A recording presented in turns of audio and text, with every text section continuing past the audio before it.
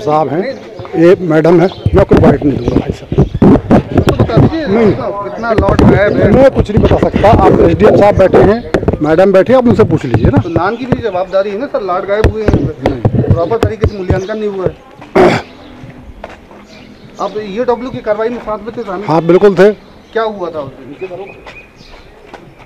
वही बता दीजिए। ईओडब्ल्यू ने जांच किया कि निगम से कितना धान उठाया है, कितना जमा किया और कितना बैलेंस है।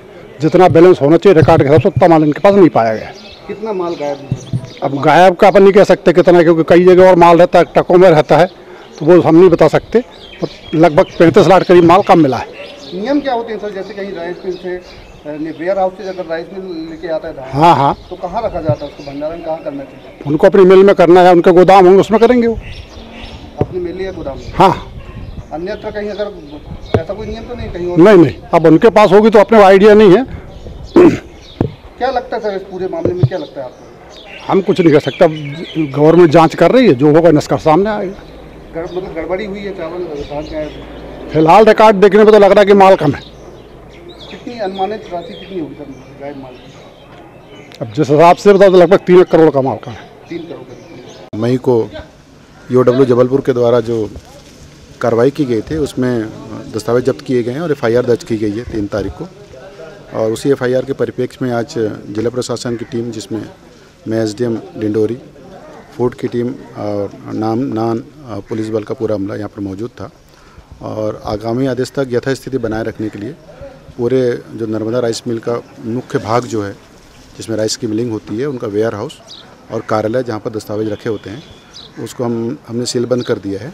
और सीलबंद की कार्रवाई की जो भी प्रतिवेदन है वो हम कलेक्टर महोदय को प्रस्तुत करेंगे। और चूँकि मामला ईओडब्ल्यू पर लंबित है तो इसमें और इससे ज़्यादा जानकारी कितना करीब धान है गायब बताया जा रहा है? अभी जो एफआईआर में दर्ज है उसमें 30 लाख चावल की कमी बताई गई है। एफआईआर कापी हम आपको उपलब्ध करा रहे हैं, तो बाकी के फैक्ट्स आपको उससे मिल जाएंगे। नहीं, अभी इसमें अभी तक कोई निर्देश इस तरह के हमारे पास नहीं है, तो केवल ये सील बंद करने की कार्रवाई है यथास्थिति बनाए रखने के लिए। लगभग कितनी लागत की?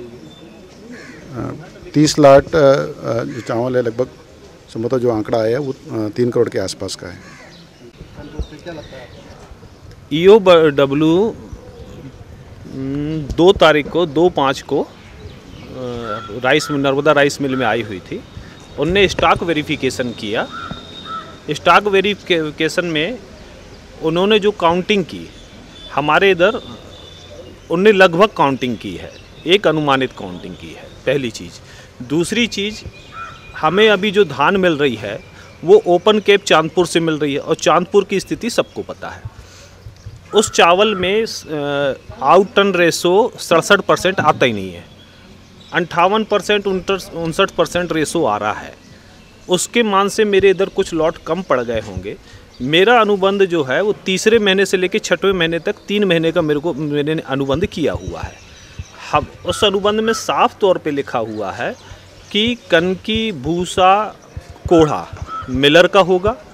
मिलर को आउट टन 67% जमा करना है, इसके लिए वो बाध्य है।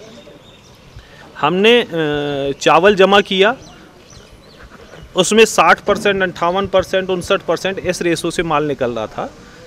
उसमें से जो ब्रोकन निकलता हमने बाज़ार में सेल किया, हमारे पास पूरे दस्तावेज हैं। उस माल को सेल करके हमारे द्वारा इनको चावल 30/6 तक जमा करने के लिए मैंने बोला रहा।